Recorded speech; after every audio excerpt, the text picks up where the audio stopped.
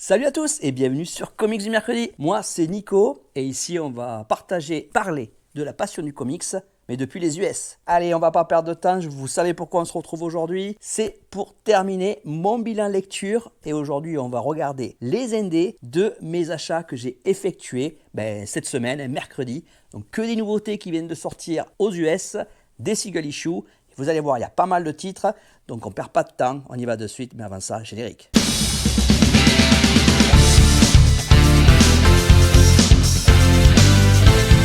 Donc comme vous le savez, je vous ai sorti hier la vidéo de la première partie du bilan lecture. J'ai coupé en deux parce que ça allait faire trop long, il y avait trop de titres. Donc vous pouvez retrouver bien entendu mon bilan lecture de DC et Marvel. Donc j'ai séparé les deux et vous classez les titres de ce que j'ai le moins aimé à ceux que j'ai préférés. Et aujourd'hui on va faire exactement la même chose, mais pour tous les titres indés, il y en a pas mal, il y en a 14. Donc voilà, on va pas perdre de temps. Je les note aussi sur 5. Donc on va commencer de suite et on va pas perdre de temps avec le numéro 14 qui est, dans l'ensemble, c'était une très très bonne semaine. Quelques petites déceptions et celui-là, c'en est une. Pas énorme non plus, c'était plutôt cool.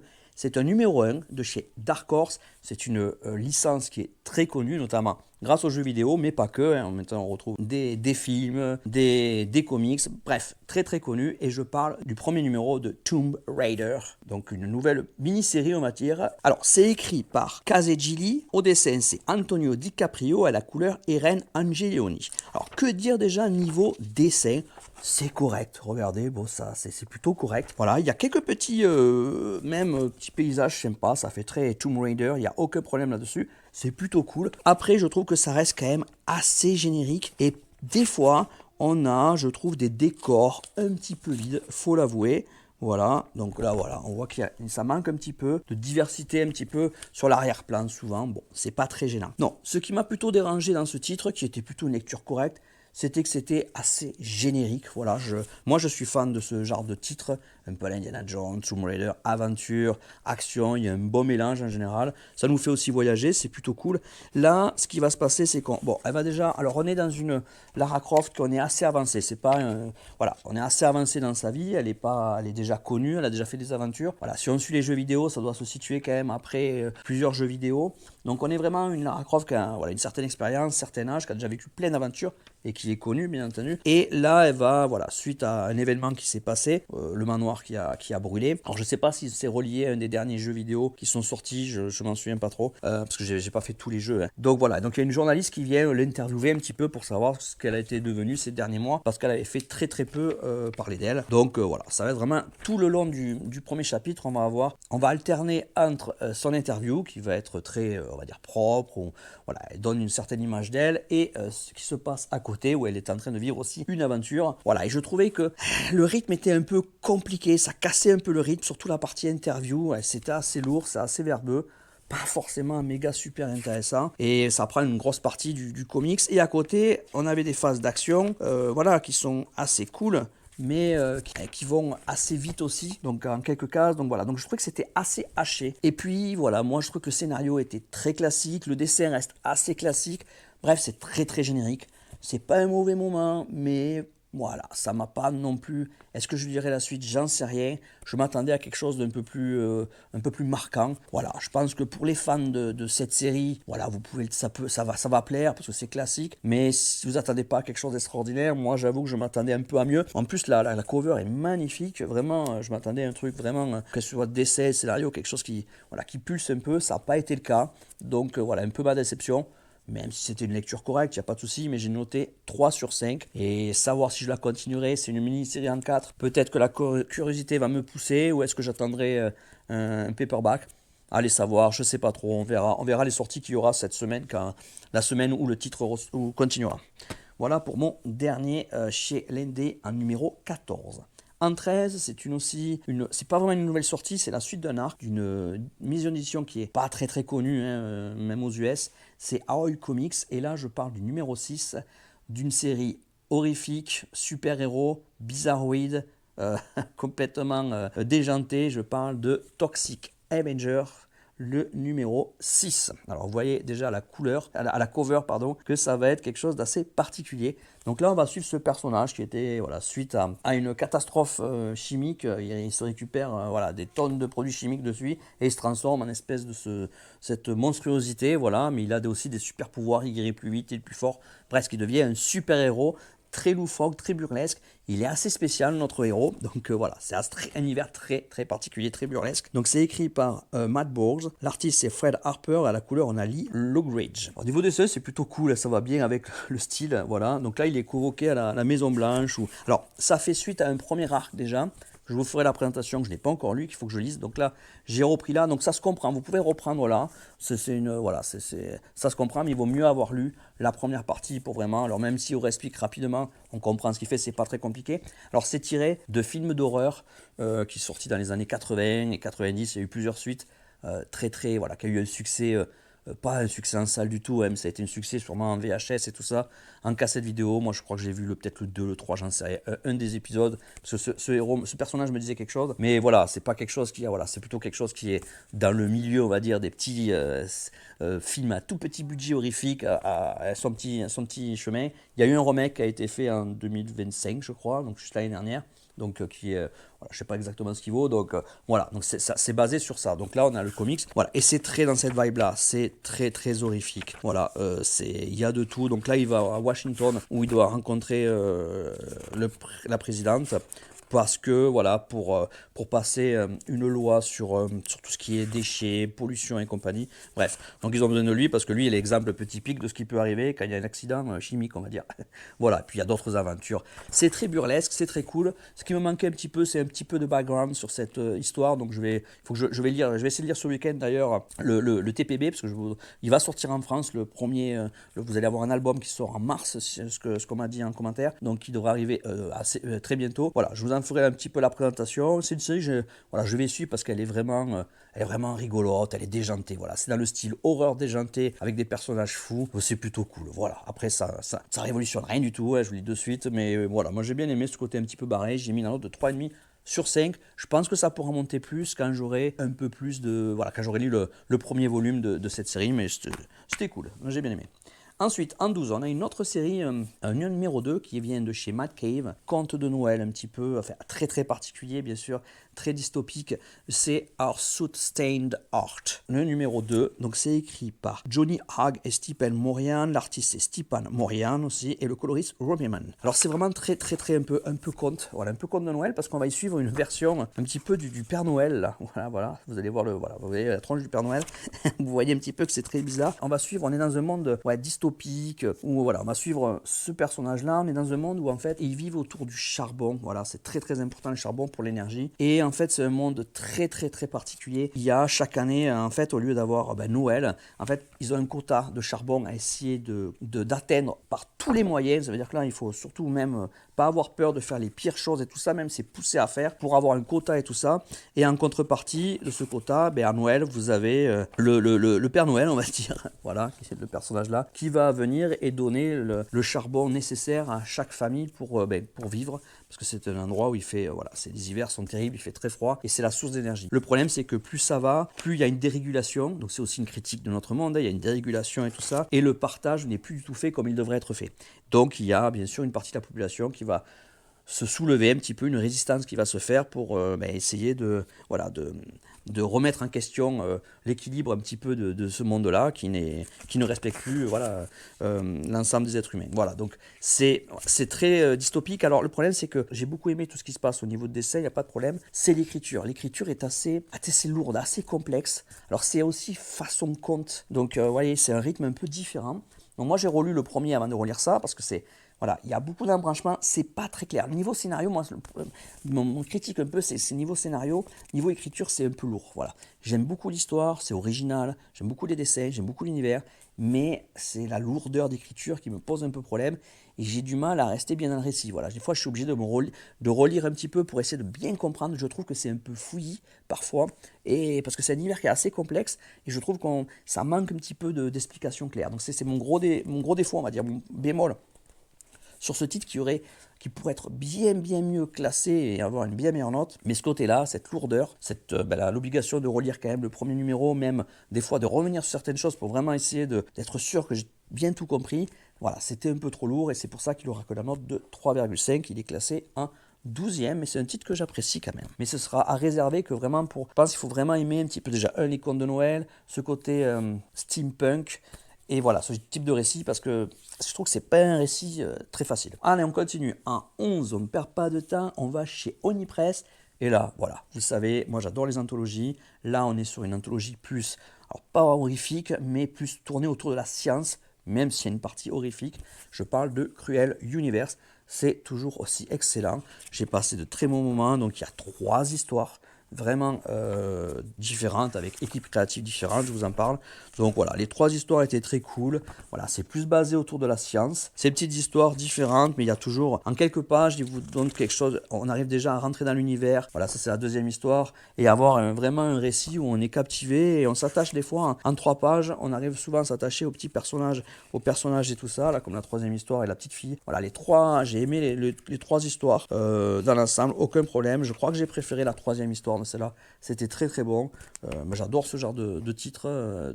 Très bonne qualité. Les anthologies de Onipress, j'aime beaucoup. J'espère qu'elles arriveront en France, que c'est vraiment très cool. Ça me fait penser un petit peu à... Il y a un côté Black Mirror aussi, un petit peu dans ces histoires. À chaque fois, c'est avec des thèmes différents, mais c'est super. Donc, je lui ai mis la note de 3,5 sur 5, mais c'était un 3,5 très solide.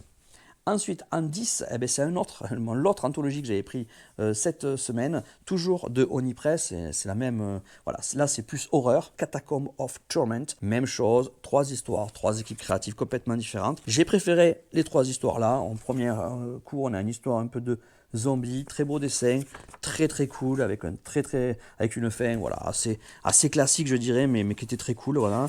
La 2e histoire, celle-là, celle-là était vraiment top aussi.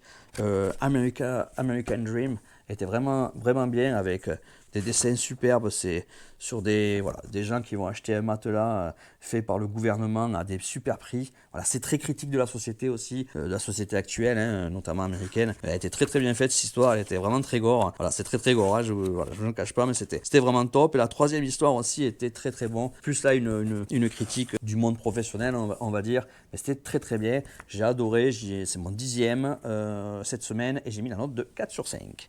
Allez, on continue. Cette fois-ci, on va dans une toute petite maison d'édition qui font très peu de titres. On va pas les trouver partout. C'est là. Mon comic shop l'a pris, j'étais content parce que voilà, j'espérais le trouver, j'ai pu le trouver. Mais c'est vraiment, voilà, c'est toute petite maison d'édition. C'est Nelco Comics, donc c'est en 9e. Et là, donc c'est encore un titre d'horreur et c'est Axi Cab, que j'ai beaucoup aimé. Bien sûr, on peut le voir même, on voit que c'est pas la même édition que les autres, ça fait plus amateur, on va dire, hein, mais très bonne qualité aussi, hein, franchement, il n'y a pas de souci. Donc c'est créé par Philippe Nelson. Au dessin, on a C. Reagan et à la couleur également. Alors là, je vais vous le dire de suite, c'est un titre, je pense, qui n'arrivera jamais en France, probablement, parce que, alors je sais pas, ils disent que c'est un numéro 1 ici. Alors c'est un numéro 1, mais c'est un one-shot. Pour le moment, il n'y a pas de suite qui est prévue. Donc, est-ce que c'est un titre qui est sorti juste comme ça pour voir, pour l'auteur un petit peu, voilà, pour sortir quelque chose, ou est-ce que c'est un titre qui est un peu un essai avant de sortir peut-être une série un peu plus longue, en 5 ou 6 numéros? Allez savoir, je sais pas trop, j'ai pas trop pu trouver l'information. En tout cas, là, on va avoir 2 histoires différentes. Donc, ça va être une petite anthologie, si vous préférez, et qui va tourner autour de ce taxi driver, qui est en fait, alors c'est un milieu très horrifique. Donc c'est un type, voilà, hein, comme ça, qui est très particulier, qui n'est pas fréquentable et qui est aussi un peu sadique, qui se fait construire un taxi avec plein de pièges dedans et tout ça, de force par quelqu'un d'ailleurs. Voilà, donc bref. Et il va s'amuser, voilà, ça va être des histoires où il va punir quelqu'un qui a fait des choses diaboliques, horribles, et le faire payer un petit peu, voilà, là, avec son taxi à l'intérieur, avec plein de choses qu'il a fabriquées, qui va faire payer un petit peu... Voilà, juger ces personnes qui ont commis ces crimes en général ou qui n'ont pas été punis par la justice. Donc voilà, donc niveau dessin, moi je trouve ça très sympa, niveau découpage aussi, ça va assez à l'heure, les 2 histoires étaient très cool, ce taxi voilà, était aussi assez charismatique, bon c'est assez classique, ça va être des histoires un petit peu aussi de punition, de trucs comme ça, assez, avec des histoires très sadiques, voilà, c'était plutôt très cool, voilà, il y a 2 histoires différentes. Pour un premier numéro, honnêtement, j'espère que ils en feront quelque chose. Voilà, je pense qu'on peut en faire une petite mini-série Axicab pour être intéressante, avec un scénario bien sûr derrière, peut-être un peu plus poussé qu'avec un lien conducteur, on va dire, que des petites histoires comme ça. Mais je trouvais qu'il y a peut-être quelque chose à faire, j'espère qu'on le reverra, moi ça m'a beaucoup plu. Donc je l'ai mis en 9e et j'ai mis la note de 4 sur 5. Voilà, je pense que c'est trouvable peut-être en numérique, en ligne on peut-être dit. Donc si ça vous intéresse, n'hésitez pas à jeter un coup d'œil. Maintenant, est-ce que ça donnera une suite ou quelque chose? Je n'en sais rien. Voilà, 4 sur 5. Un 8. Un 8, c'est un numéro de chez Boom Studio. C'est écrit par Dan Panosia, illustré pour la partie Londres. Il y a deux parties, donc par Panosia, et la partie Wonderland par Giorgio Spalletta. Et à la couleur, on a Francesco Segala. Je vous ai donné assez d'informations pour vous douter qu'on va parler de Alice au Pays des Merveilles, en tout cas une réécriture, et c'est Alice Forever After. Alors, très très belle cover, où on a Alice là, qui a bien grandi, et sa fille. Voilà. Donc là, c'est un numéro 1, mais en fait, ce que je ne savais pas, c'est que c'est... voilà, on va être dans le passé, dans l'après-Alice, après Alice au Pays des Merveilles, de ce qui s'est passé les années qui ont suivi. Il y a déjà 2 autres séries qui ont fait 2 mini-séries qui sont avant ça. Donc là, c'est le 3e. Est-ce que c'est le dernier? Je ne sais pas. Le 3e, on va dire, le début du 3e arc sur cette histoire de Alice qui se passe après Alice au Pays des Merveilles. Donc voilà. Donc là, alors déjà, il y a 2 parties, voilà, 2 dessins. Donc là, c'est qu'on est à Wonderland. Vous savez, j'aime beaucoup le dessin. Grosse ambiance. Donc là, on est dans un Wonderland qui part en décrépitude. Et parce que Alice ne croit plus en Wonderland et tout ça, parce que elle est devenue mère de famille, elle a d'autres problèmes à côté. Voilà, donc ils vont essayer de trouver un moyen pour la. Mais il faut qu'il se passe quelque chose pour qu'elle revienne. Et puis on a la partie bien sûr à Londres, la partie hors Pays des Merveilles, où là on voit Alice avec sa fille ici, voilà, qui vit sa vie normale et qui a ses propres difficultés, notamment avec sa famille. Donc il y a tout un contexte familial aussi qui est intéressant. J'ai beaucoup aimé la lecture. Ce qu'il y a, c'est que je ne savais pas, il y a, on va dire, 2 mini-séries avant qu'il vaut mieux avoir lu, parce que si vous ne les avez pas lues, c'est pas très gênant, on comprend quand même, c'est pas hyper complexe, mais on n'a plus le contexte, pourquoi, quelle est la situation familiale de Alice aujourd'hui et tout ça, comment on en est là, ça, aussi sa psychologie, tout ça, parce qu'il manque des albums avant. Donc voilà, donc moi j'ai beaucoup aimé, j'ai manqué énormément de contexte pour vraiment complètement apprécier ma lecture. Par contre, ça m'a donné envie de découvrir l'album numéro 1 et numéro 2 pour voir vraiment comment on en est arrivé là et puis rentrer dans cette histoire. Alors, comme je vous ai déjà dit sur la chaîne, je ne suis pas du tout sur ces super numérés, ça m'a jamais... Voilà. Même si c'est très mystérieux et petit, je l'ai sûrement bien aimé. Mais voilà, mais c'est vrai que là, ça me donne envie de voir un petit peu ce côté plus dark, plus noir, plus adulte de ce qu'ils en ont fait.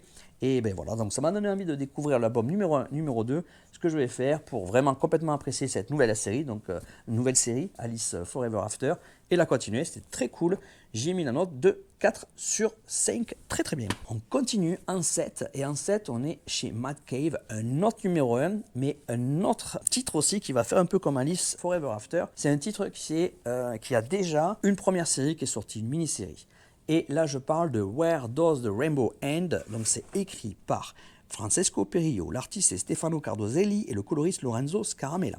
Donc là, déjà, vous allez voir que graphiquement, on est clairement sur une proposition très très particulière. On le voit aussi à la cover qui est très très belle. Donc là, il va falloir accrocher bien entendu au dessin, ça c'est sûr.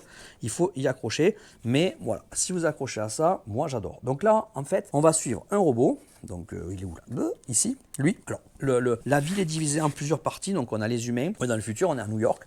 Voilà, qui vivent dans une partie de la ville. Et après, on a une partie là réservée aux robots gentils, donc ils vont aider vivre. Ils vont être quand même part entière de l'humanité, on va dire, même si ce n'est pas des humains, mais ils vont être complètement intégrés au monde, ils vont travailler, vivre, avoir une vraie vie normale. Et puis on va avoir une partie d'autres robots, des anciens robots militaires qui sont plus durs, plus violents, voilà, plus compliqués, parce que c'était souvent des robots qui étaient utilisés pour faire la guerre à une époque et tout, et qui vivent dans une autre partie de la ville. Voilà. Donc il y a tout un écosystème qui s'est créé, et au milieu donc on a ce robot qui fait partie des robots qui vivent du bon côté, positif et tout ça, qui un jour en rentrant de son petit travail, il tombe sur un panier avec un petit bébé dedans. Voilà, tout simplement. Et là on va suivre cette histoire-là. Voilà, c'est le début, avec, ils ont décidé, les robots, de le garder et d'essayer d'élever cette petite fille qui va grandir assez rapidement dans ce monde assez particulier, donc un univers très riche. Franchement, c'était très cool, ça donne envie de voir. On voit que là, alors là, c'est un petit peu gentillé, c'est introductif au départ, mais à la fin du titre, on voit qu'il y a un petit cliffhanger qui ont fait que ça ne va pas être si facile que ça. Il va y avoir toute une partie entre, voilà, il y a vraiment les humains, les robots, on va dire gentils, les robots plus méchants, plus durs. Donc on va voir que c'est un écosystème qui va être assez complexe. Et comment au milieu va évoluer la relation entre le robot et cette jeune fille, tout simplement. Donc c'était très cool, super numéro 1. Ça fait suite, c'est un préquel, je crois, si je ne me dis pas, à une autre série de la même équipe en fait. Donc c'est pareil, là ça gêne pas de commencer cette histoire sans avoir lu la mini-série d'avant. Mais clairement, ça m'a donné envie de la découvrir. Alors je crois que c'est un préquel, donc ça ne devrait pas vraiment gêner. Mais c'est vrai que je pense que sur la mini-série d'avant, ils ont dû mieux présenter le monde, enfin bien présenter le monde. Donc ça doit donner une richesse encore plus à ce récit de l'avoir lu avant. Bref, pareil, ça m'a donné envie de découvrir la série que je vais essayer de me procurer. Je vais continuer cela, que j'ai beaucoup aimé. Une bonne petite série, très sympathique. Voilà, c'est autre chose. C'est pas, on voit qu'il y a, c'est pas là, il n'y a pas beaucoup d'action et tout. C'est beaucoup une relation entre les robots, entre les personnages, une société. Voilà, c'est très très cool. J'ai beaucoup aimé. Donc je l'ai classé en 7 et j'ai mis la note de 4 sur 5. Très très bon, il me tarde de voir la suite. En 6, un autre titre aussi. Là on continue, on est sur une nouveauté encore et pareil. Une nouveauté qui fait suite à déjà un autre arc en fait. Ce que je ne savais pas non plus parce que je ne l'avais même pas vu ce titre-là. Parce qu'il n'était même pas sur League of Comic Geeks. Je l'avais vu nulle part. Il a été mis depuis. Donc ça vient de chez Aoi Comics aussi, qui est toujours pareil, la petite maison d'édition vraiment toute petite, qui est sortie il y a quelques années maintenant. Mais voilà, il n'y a pas énormément de titres. En tout cas, les comic shops ne les prennent pas forcément quand ils sortent des titres parce que pas l'énorme succès, quoi. C'est vraiment de l'indé, underground presque. Bref, là en tout cas, on est sur un titre de fantasy, clairement. On va être écrit par quand même Garth Ennis. Au dessin, on a Jason Burrow et à la couleur Andy Troy. Donc là, je parle de Babs The Black Road South. Voilà. Donc là, on est sur un titre de fantasy, mais pas une fantasy, voilà, ça va être on va dire une caricature de la fantasy un petit peu. Donc c'est très très sympa, je me suis vraiment régalé. Donc niveau de scène, voilà, j'aime bien, voilà, c'est cool. Ça fait, on va dire que dans le style, c'est plutôt sympa. Alors c'est pas de la dark fantasy, c'est pas du Conan, c'est plutôt voilà, une moquerie de la fantasy en fait. C'est vraiment une caricature de la fantasy un petit peu. Donc on m'a su ce personnage qui est Babs, je me trompe pas. Voilà, je crois que c'est son nom. Donc vraiment, vous allez voir, c'est un peu, c'est là aussi, c'est des fois sans queue ni tête. C'est fun. Par exemple, c'est elle en fait, quand elle est jeune, et vous voyez, elle fait un petit pâté de sable, elle s'est fait un petit château de sable, magnifique petit château de sable, elle y passe des heures, et puis il y a l'autre là qui passe et qui lui détruit le garçon, là, qui lui détruit tout, donc elle est toute triste, et il y a sa nurse, on va dire la gouvernante qui s'occupe d'elle, qui vient, tu sais ce que tu dois faire quand ça se passe comme ça? Elle dit, ben non, je sais pas. Tu vas lui apprendre à pas s'énerver, à pardonner. Non, elle lui dit, juste, je vous passe les mauvais mots, mais elle lui dit juste, il faut juste lui arracher les bras. Ça ne recommencera pas. Voilà, c'est tout.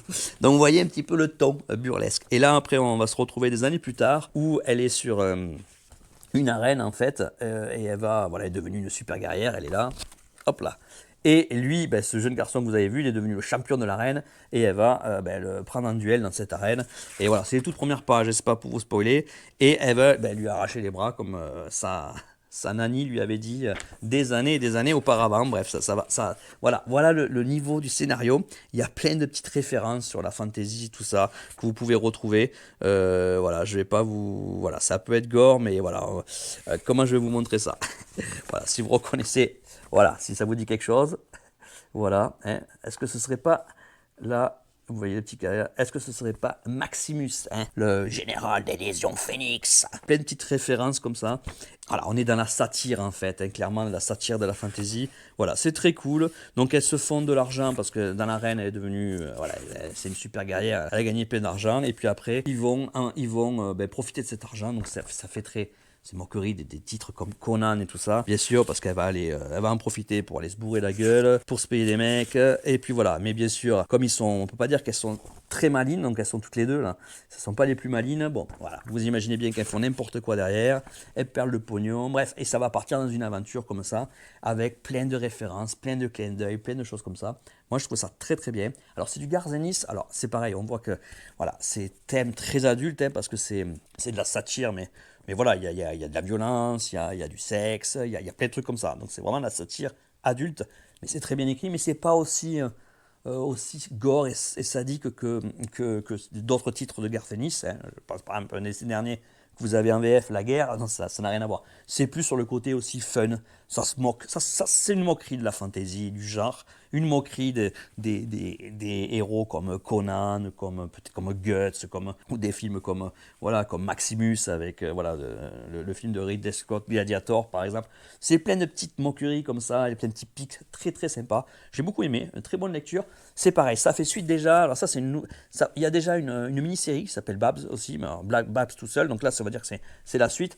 Voilà, ce qui me manquait, c'est un petit peu de recul, parce qu'en plus, elle a une épée, vous le voyez pas, mais elle a une grosse, enfin, elle a une épée, voilà, son épée là, hop, ici, elle parle en plus, donc elle se parle avec l'épée, et on voit que l'épée, c'est une épée désespérée, quoi, parce que l'autre, voilà, c'est un peu la crétine de service, donc il lui fait que des réflexions, bref, il y a aussi cette petite relation entre l'épée et l'héroïne. Donc j'ai trouvé ça très bien, c'était très cool. Donc là pareil, je pense que si je lis le 1, je vais encore plus apprécier cette lecture-là, surtout qu'il y a plein de références. Voilà, moi je parle aux fans de fantasy, ou voilà, qui vont aimer, qui vont apprécier, se moquer de la fantasy aussi, voilà, surtout de la high fantasy. Donc voilà, c'est un peu de ces titres-là. Donc voilà, très très bon titre, très très bon début, qui m'a donné envie de découvrir la première série et de continuer celle-là, c'était très cool. J'ai mis la note de 4 sur 5, mais ça peut clairement monter. Allez, encore 5 titres, 5 titres. Et là, encore un numéro 1.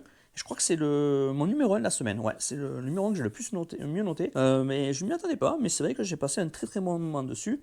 Donc, c'est par Dark Horse, c'est le numéro 1. Et c'est une série, une mini-série de Cyberpunk 2077 qui va s'appeler Chrome. Voilà, donc déjà niveau dessin c'est très beau. Donc là c'est écrit par Doug Warner, à l'art on a Tommaso Benetto et à la couleur Rizzo Renzi. Donc déjà il y a une très très belle ambiance, moi j'aime beaucoup ce type là, ça va très bien à ce titre un petit peu de Cyberpunk, je trouve que ça va très très bien. C'est très beau. Bon, Cyberpunk vous connaissez sûrement, mais c'est un jeu qui est extrêmement connu, hein, qui est fait par la même équipe créative qui a fait The Witcher, notamment The Witcher 3. C'est un titre qui est fait par CD Projekt en fait. Hein, voilà. Voilà, donc voilà, même si le départ de Cyberpunk en jeu a été très compliqué parce qu'ils l'ont sorti pas prêt du tout, mais maintenant, si vous le faites, il est incroyable si vous aimez le style. Bref, en tout cas, c'est dans l'univers de Cyberpunk qui derrière a donné des animés, comme je crois qu'il y a une très belle série sur Netflix, et des comics aussi. Il y a eu d'autres comics celui-là. Donc moi, c'est mon premier essai. Donc là, on est dans l'univers Cyberpunk. On va suivre.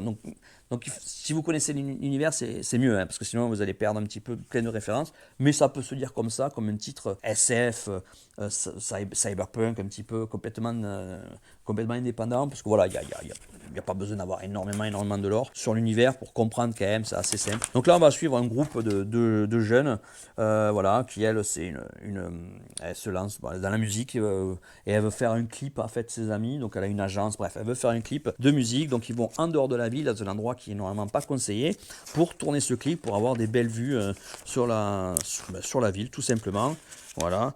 Et il se passe quelque chose de dramatique, donc c'est quand même assez violent.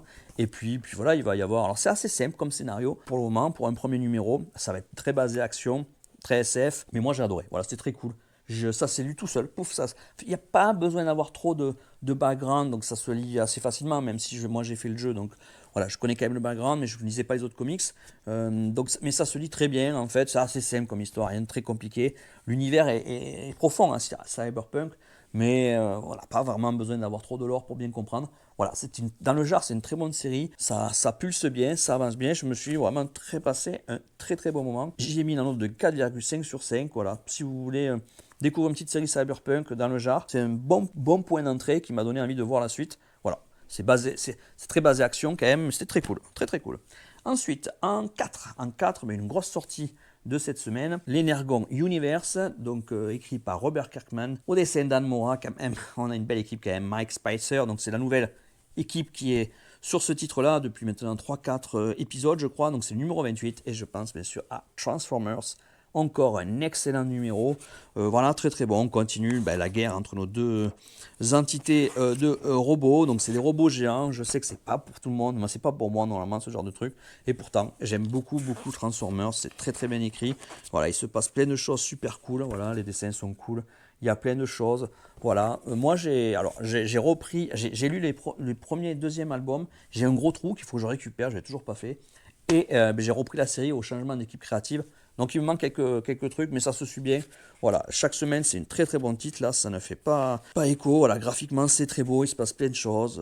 Bah j'adore lisez Transformers, je ne peux pas en dire plus pour pas spoiler, mais c'est très très cool, je me suis régalé, c'est mon numéro 4 et je lui ai mis la note de 4,5 sur 5 aussi, excellent. En numéro 3, c'est un de mes titres ND du moment, une très belle surprise, un titre qu'on parle peu, même aux US, hein, mais je trouve que c'est un titre qui devrait, voilà, j'espère qu'on en parlera plus, j'espère qu'il arrivera en France, parce que honnêtement en VF, je pense que quelqu'un le prendra, parce que c'est ce type de thématique, ça va plaire, j'imagine. Donc je pense que quelqu'un le prendra, et c'est un très bon titre, il faut le dire, que ce soit graphiquement ou au niveau de l'écriture. C'est le numéro 3 de Crownsville, voilà. Très très beau titre. Donc c'est écrit par Rodney Barnes, illustré par Elia Bonetti, et franchement, il n'y a rien à dire. Donc là, on va parler de... Alors c'est basé sur une histoire vraie. En fait, la base est vraie, elle a vraiment existé. On va parler de Crownsville, qui est l'hôpital d'État de Crownsville, un hôpital psychiatrique qui a ouvert en 1911, qui était réservé aux Afro-Américains et on mettait là toutes les gens qui souffraient de problèmes mentaux, psychologiques, aussi des gens qui avaient des addictions graves, que ce soit drogue, alcool et tout, mais aussi des enfants qui pouvaient souffrir d'épilepsie. En fait, des gens qui ne savaient pas trop quoi en faire, voilà, des problèmes psychologiques, on les mettait là. Et comme vous imaginez, il y avait, voilà, c'était à une époque aussi à la ségrégation américaine, et il n'y avait pas de moyens, il n'y avait rien. Donc il y avait une surpopulation, il y a eu beaucoup de problèmes très graves de maltraitance. Bref, c'était terrible. En plus, je rappelle que dans les années, surtout au début du XXe siècle, la façon de soigner les gens qui avaient des problèmes mentaux était, on va dire, terrible. Heureusement que ça a bien changé aujourd'hui, mais ils avaient des techniques, des façons de faire qui étaient assez barbariques, même si à l'époque c'était comme ça qu'ils géraient, même dans les hôpitaux, on va dire, psychiatriques classiques, et beaucoup de scandales et d'histoires ressortent aujourd'hui. Mais imaginez dans ce genre d'hôpital psychiatrique d'État ou réservé aux Afro-Américains, c'était malheureusement encore pire. Donc il y a eu énormément d'histoires, beaucoup de gens qui sont y rentrés, ne ressortaient jamais, et il y a encore il y a des milliers de gens qui sont enterrés sur place. Il y avait un petit cimetière et tout ça. Donc voilà, c'est quelque chose, il a fermé au début des années 2000. Il y a des procès en cours, il y a beaucoup de choses en cours, bref. Donc c'est dans cet univers-là, donc vous voyez que déjà c'est un univers assez glauque, hein, clairement. Et là, bien sûr, on va partir dans un univers beaucoup plus fantastique, un petit peu surnaturel, clairement. Donc on va suivre trois personnages qui sont de la communauté afro-américaine. On va suivre un enquêteur de police, un détective, on va suivre un journaliste et on va suivre un agent de sécurité qui va bosser justement, parce que les bâtiments existent toujours, et c'est toujours vrai, ils existent toujours, ces bâtiments. Donc il y a un agent de sécurité qui tourne la nuit et tout ça, et il va y avoir des manifestations surnaturelles de certaines choses qui se sont passées dans le passé. Donc là on va partir bien sûr sur un côté surnaturel, hein, on va quitter le réel on va dire, mais qui va se servir de drame qui s'est passé ou qui s'est peut-être passé, ou voilà, bref, et pour faire une série qui est très très bien faite. Niveau graphique, c'est magnifique, voilà, c'est superbe. Voilà, il y a un côté surnaturel, l'écriture est très bonne, c'est un vrai thriller, voilà, un vrai thriller horrifique, fantastique, c'est très très bon. Voilà, moi je me régale. Donc on apprend plein de choses dans le numéro 1, mais l'ambiance, le numéro 2, on voit certaines choses qui se passent, là on commence à concrétiser. À la fin, il y a un twist qui donne envie de voir le 4, c'est en 5 épisodes.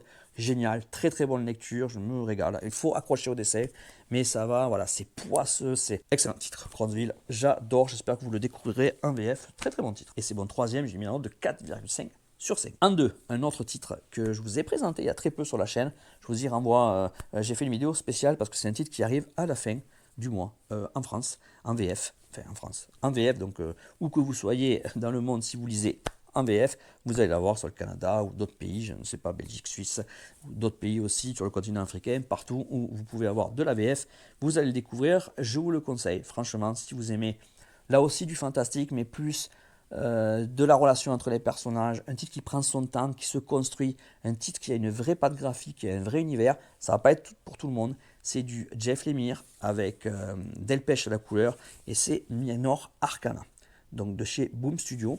Donc là, c'est à l'écriture et au dessin, on a Lemire, pratiquement sur tous les numéros. Au volume 2, il a été aidé sur 2 ou 3 chapitres par Caninezzi, je crois que c'est la dessinatrice italienne qui travaille sur Roots of Madness par exemple. Donc très très bon, donc la plupart des dessins sont faits par Lemire. Excellent Lemire, très très bon niveau. Donc voilà, donc par contre c'est particulier, ça fait un peu aquarelle et tout ça. Voilà. Donc c'est un truc qui se base autour de la voyance, du tarot et du fantastique parce que elle se reprend le business de sa maman, voilà, et elle se rend compte qu'elle a des pouvoirs un petit peu particuliers. Ça, vous allez voir au volume 1, c'est très très rapide, et qu'elle peut voir certaines choses. Donc il y a un côté, comme je disais, il y a ce côté fantastique où, voilà, si elle touche les gens et tout ça, elle peut voir certaines parties de leur vie, du passé, du futur. Elle peut rentrer, voilà, elle peut, voilà, il y a plein de choses qui se passent surnaturellement aussi. Donc ça rend, voilà, il y a plusieurs histoires qu'on va suivre. Voilà, elle lui arrive à la relation avec sa mère, avec ses amis, il y a plein de choses qui se passent. Il y a aussi, voilà, je ne veux pas spoiler, mais voilà, l'histoire va grandir aussi. On voit qu'il y a des groupes secrets derrière. Enfin bref, il y a plein de choses qui se passent. Donc là, on va continuer l'histoire. Voilà, il y a aussi une histoire familiale dessus. C'est super, franchement. Essayez-le, c'est pas pour tout le monde parce que c'est clairement pas c'est pas du super-héros, c'est pas de l'action, c'est pas, voilà, c'est pas classique comme truc, c'est original, mais il y a vraiment un travail sur les personnages qui est très bon, très belle écriture. Pour moi, c'est une vraie réussite, j'adore ce titre.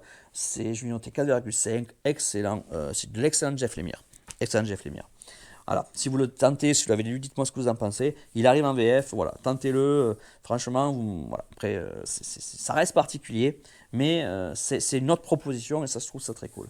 Ensuite, en numéro 1, peut-être sans surprise, mais je pensais peut-être pas qu'il allait être numéro 1 parce que c'est vrai qu'il y avait Minor Arcana, il y avait Cronsville, voilà, j'avais beaucoup de titres Transformers aussi, beaucoup de titres où j'avais quand même de l'espoir. Et c'est un titre de chez Image, Ghost Machine, The Named. Voilà, vous savez, hein, hop là, je suis fan de ces séries-là. Et là, c'était le numéro 20 de Geiger.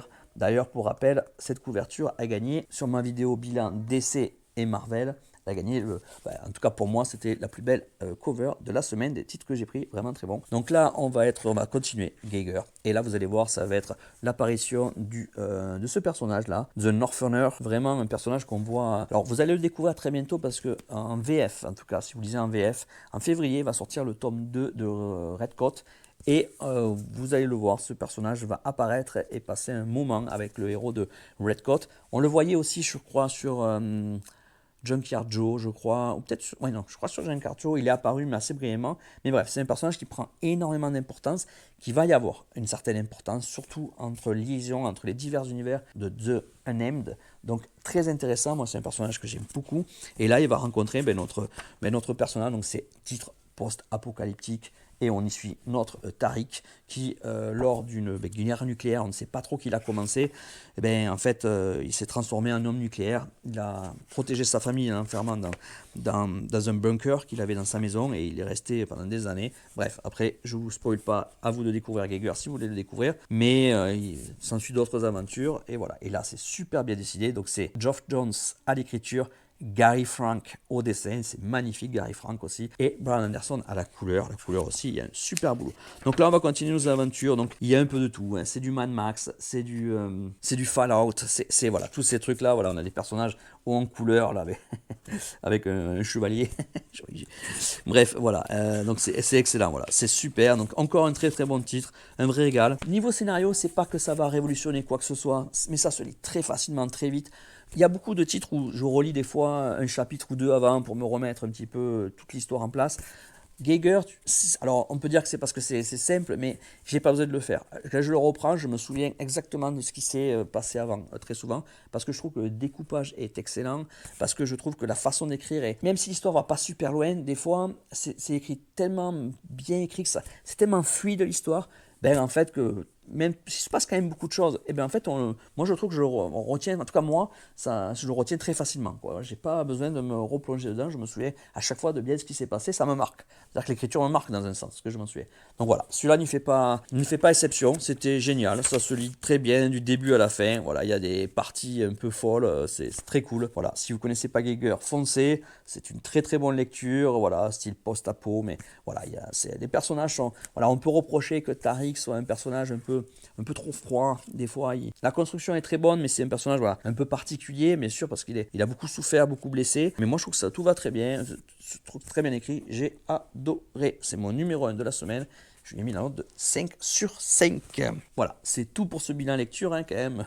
Pas mal, 14 titres. C'était vraiment une bonne semaine à l'ensemble. Je me suis régalé, j'ai découvert de bons titres. Donc dites-moi si certains titres vous font envie, peut-être à découvrir, ou à voir même en VF, ou découvrir en VO. Dites-moi, vous, vos lectures et votre bilan de vos lectures, que ce soit en VO, VF, ND, DC, Marvel, qu'importe, dites-moi ça. Voilà, si vous avez aimé la vidéo, n'hésitez pas à liker, commentez aussi, parce que voilà, moi vous le savez, j'adore, le but de la chaîne c'est de partager cette passion, de discuter entre nous, c'est génial, il y en a beaucoup qui le font et je vous en remercie, c'est très cool, ça me soutient aussi parce que ça me donne envie de continuer à vous faire du contenu. Et puis si vous n'êtes pas abonné, n'hésitez pas à vous abonner, hein, voilà, ça fait toujours plaisir aussi. Et puis partagez la vidéo aussi si ça vous a plu, hein, comme ça, voilà, qu'on essaie d'agrandir la petite communauté.